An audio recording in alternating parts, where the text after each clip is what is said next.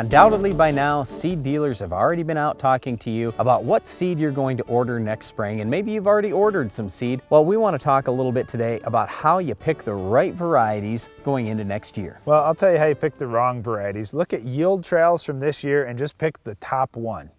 If you do that, I can almost guarantee you that's not going to be the best yielder for next year. And the reason why is that variety performed well in that particular ground this year with this year's weather. Next year's weather is almost certain to be completely different than what this year's was. The other thing is, I think about it just like sports. Okay, so for example, we're Minnesota Vikings fans, and some of the Vikings players are getting old. So what do the Vikings do? They draft new players who come in and they outshine the old players. Well, it's the same exact thing with varieties. Why do new varieties of corn and soybeans come out? The reason why is because they're out yielding the old ones. So if you're going to pick last year's winner or the winner from 2 or 3 years ago, you're probably not going to win this coming year. So here's what our overall suggestion is. The first thing you've got to look at is, what defensive traits do I need? For example, if you have a Goss's wilt problem typically on your farm, you've got to pick corn varieties that have good tolerance to Goss's wilt. If you have iron deficiency chlorosis issues in your soybeans, well, you've got to pick IDC varieties, and so on. So make sure you're focused on the defensive traits that you need first. This is something where having a good seed representative or somebody that actually knows those varieties, or even just making very good observations on your own farm, can really come into play, because you all know the exact pieces of ground that, hey, when the weather turns bad,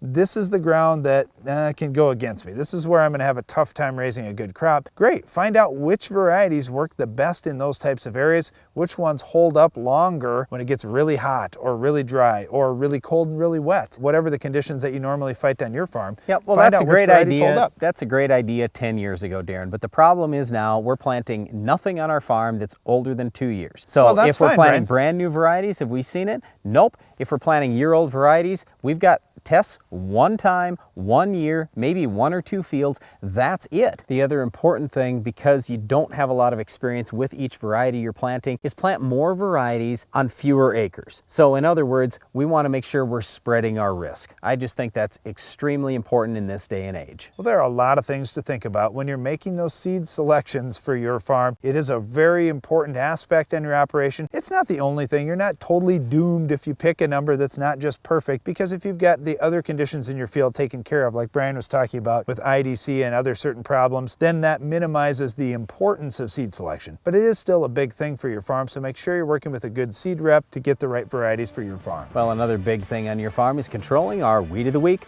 We'll tell you how to stop this tough weed coming up next.